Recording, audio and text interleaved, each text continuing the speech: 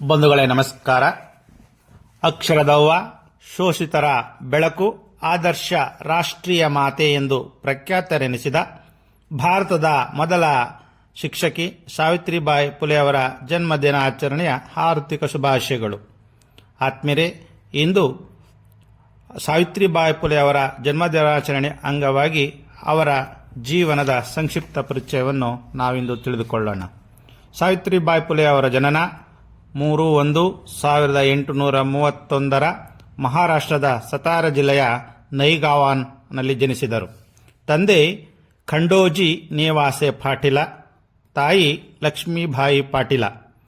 ಇವರ ಸುಪುತ್ರಿಯಾಗಿ ಜನಿಸಿದ ಇವರು 9ನೇ ವರ್ಷದಲ್ಲಿ 12 ವರ್ಷದ ಜ್ಯೋತಿಬಾ ಫುಲೆಯವರನ್ನು ಮದುವೆಯಾದರು. ಜ್ಯೋತಿಬಾ ಫುಲೆಯವರು ಇವರ ಮೊದಲ ಗುರುವಾಗಿ, ಇವರ ಬೆನ್ನೆಲುಬಾಗಿ, ಇವರ ಶಿಕ್ಷಣಕ್ಕೆ ಆದ್ಯತೆಯನ್ನು ನೀಡಿದರು.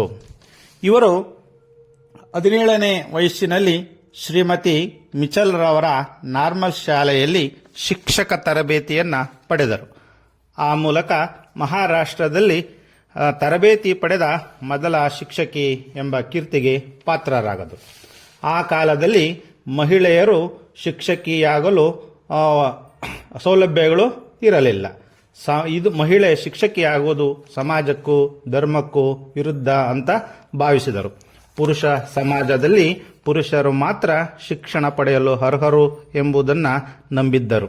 ಇವರು ಶಾಲೆಗೆ ಹೋಗುವಂಥ ಸಂದರ್ಭದಲ್ಲಿ ಇವರನ್ನು ನೋಡಿ ಹಲವರು ಕೇಕೆ ಹಾಕಿ ನಗುವುದು, ಅವರ ಮೇಲೆ ಸಗಣಿ ಎರಚುವುದು, ಕಲ್ಲು ತೂರುವುದು, ಮೊಟ್ಟೆ ಎಸೆಯುವುದು ಇತ್ಯಾದಿ ಕಾರ್ಯಗಳನ್ನು ಮಾಡಿದರು. ಆದರೂ ಸಹಿತ ಇವರು ಧೃತಕೆಡದೆ ತನ್ನ ಕಾರ್ಯವನ್ನು ಮುಂದುವರಿಸಿದರು. ಪತಿ ಜ್ಯೋತಿಬಾ ಫುಲೆಯವರು, ನೀನು ಹೆದರಬೇಡ, ಶಾಲೆಗೆ ಹೋಗುವಾಗ ಇನ್ನೊಂದು ಹಳೆಯ ಸೀರೆಯನ್ನು ತೆಗೆದುಕೊಂಡು ಹೋಗು, ಪಾಠ ಮುಗಿಸಿ ನಂತರ ಆ ಹಳೆಯ ಸೀರೆಯನ್ನು ಉಟ್ಟುಕೊಂಡು ಬಾ ಎಂದು ತನ್ನ ಮಡದಿಗೆ ಧೈರ್ಯವನ್ನು ತುಂಬಿದರು. ಒಮ್ಮೆ ಸಾವಿತ್ರಿಬಾಯಿ ಫುಲೆ ಅವರು ಶಾಲೆಗೆ ಹೋಗುವಾಗ ಕೆಲವು ಪುಂಡರು ಕಲ್ಲುಗಳನ್ನು ಎಸೆಯಲು ಪ್ರಾರಂಭಿಸಿದರು. ಒಂದು ದಿನ ಕಲ್ಲು ಸಾವಿತ್ರಿಬಾಯಿ ಫುಲೆ ಅವರ ಹಣೆಗೆ ಬಿತ್ತು. ಒಂದೇ ಸಮನೆ ರಕ್ತ ಸೋರತೊಡಗಿತ್ತು.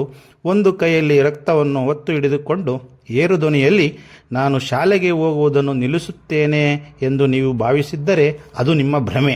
ನಾನು ನನ್ನ ಕೆಲಸವನ್ನು ಮಾಡಿಯೇ ತೀರುತ್ತೇನೆ.